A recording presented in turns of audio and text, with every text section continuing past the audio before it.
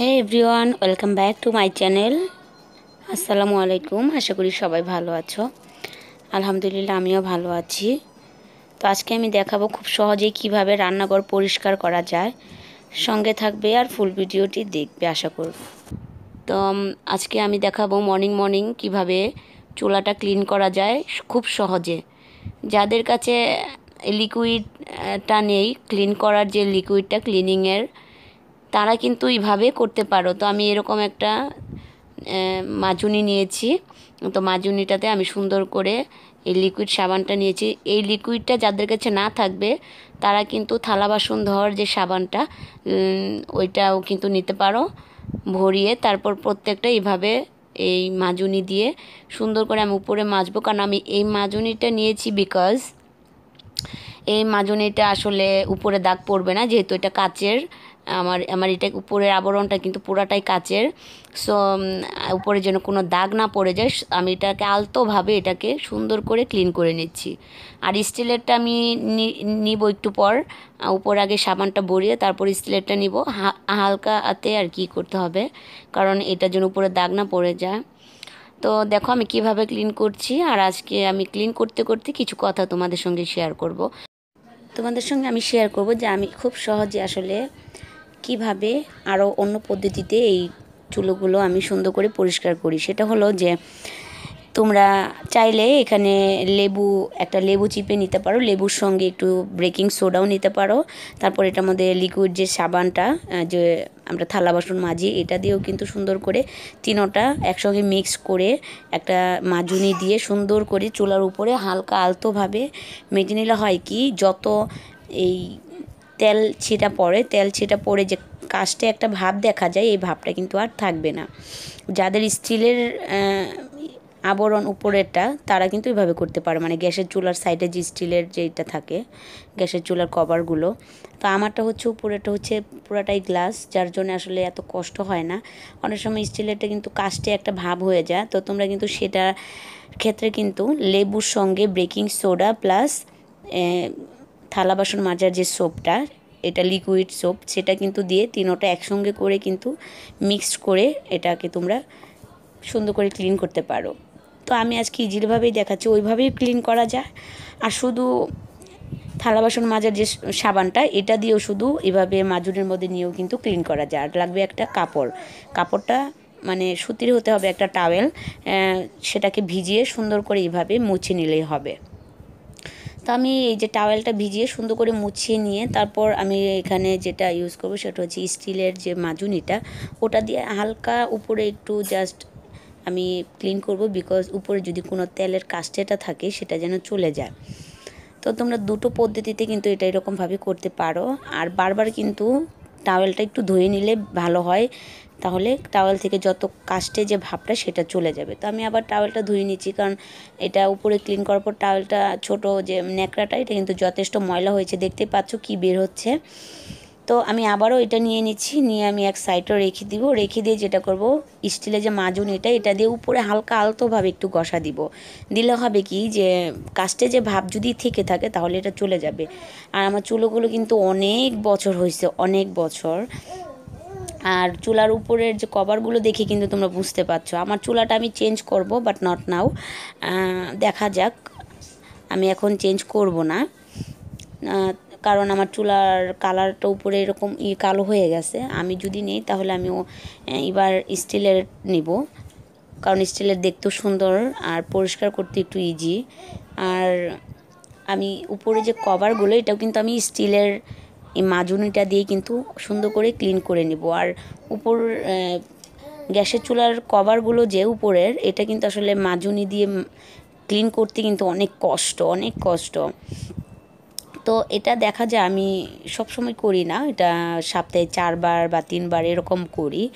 তো আমি যে আমার কিচেনে যে গ্যাসের চুলার পাশের যে দেওয়ালটা, এটাও কিন্তু একটু ক্লিন করে নিচ্ছি, কারণ অনেক সময় ফ্রাই ফিশ করতে গেলে তেলের ছিটা পড়ে আসলে দেওয়ালটা সৌন্দর্যটা নষ্ট হয়ে যায়।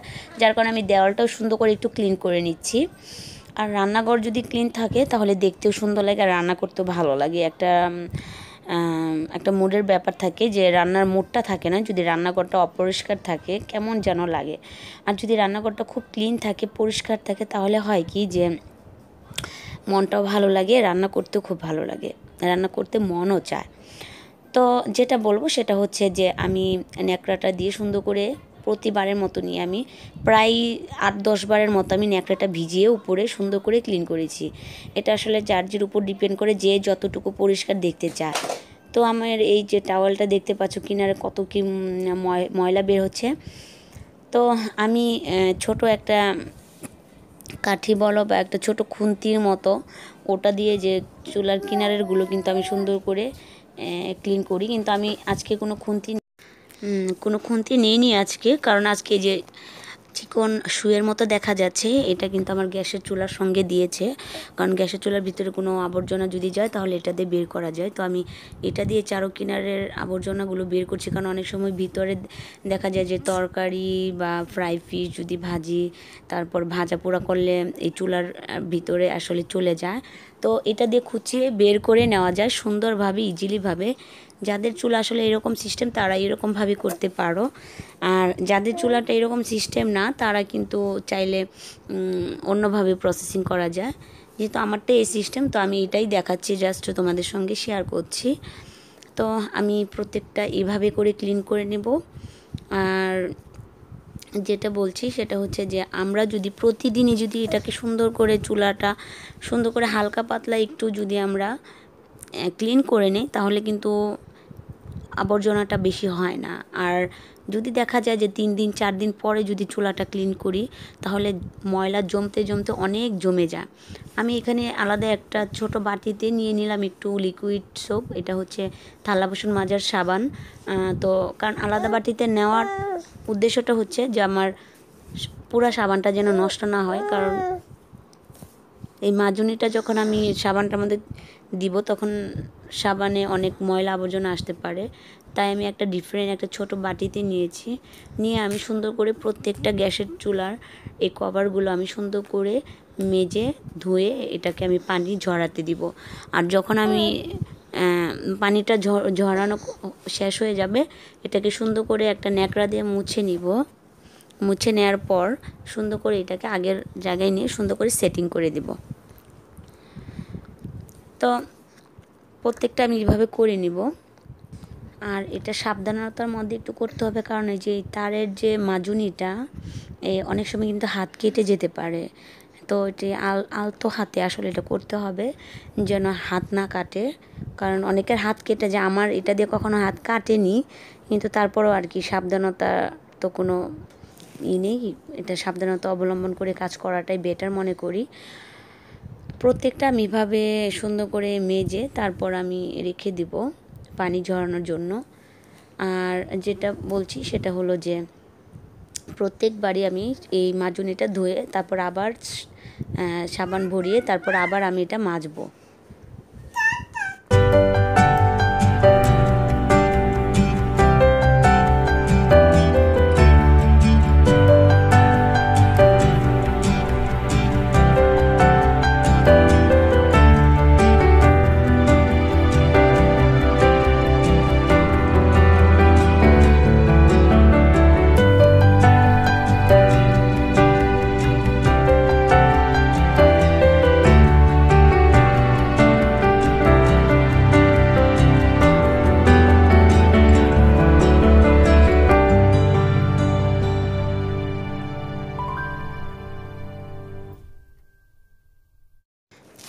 আর আরেকটা কথা বলতে চাই, যারা ব্যাড কমেন্টস করে, খারাপ কমেন্ট যেটাকে বলে, তাদের ব্যাপারে কিন্তু আসলে একটা ইউটিউবে যে সিদ্ধান্তটা নিয়েছে, যে ওটা খুব ভালো সুবিধাটা, সেটা হলো যে রিপোর্ট করার সঙ্গে সঙ্গে তার আইডিটা আসলে ইউটিউব থেকে তারা হ্যাক করে দেয়। কারণ বাজে কমেন্টস থেকে আসলে এরকম হয়। তো আবারও বলছি, যারা বাজে কমেন্টস করবে তাদের এরকম অবস্থা হতে পারে। তারপর ইউটিউব এটার অ্যাকশন নেবে। আর বাকিটা তো দেখা যাক কী হয়। কারণ খারাপ কমেন্টস যারা করবে প্রত্যেকটা স্ক্রিনশট দিয়ে ফেসবুকে আমি দিয়ে দিব। আর যে ব্লগার আপুদেরকে বলতেছি তারাও এটাই করবে। এটা করলে হবে কি, যে খারাপ কমেন্টস কিন্তু তারা লজ্জা পেয়ে করবে না। তো যারা খারাপ কমেন্টস করবে তাদের ওই কমেন্টসটা স্ক্রিনশট দিয়ে ফেসবুকেও ছেড়ে দিব, আর ওই কমেন্টস দেখার সঙ্গে সঙ্গে আমি কি করব, রিপোর্ট করে দেবো ইউটিউবেতে। রিপোর্ট করে দিলে হবে কি, সে আর ওই আইডিটা থেকে কোনো ভিডিও দেখতে পারবে না। তো যাই হোক, মানুষ সবসময় খারাপ টেনশন নিয়ে থাকে, অনেক মানুষ আছে।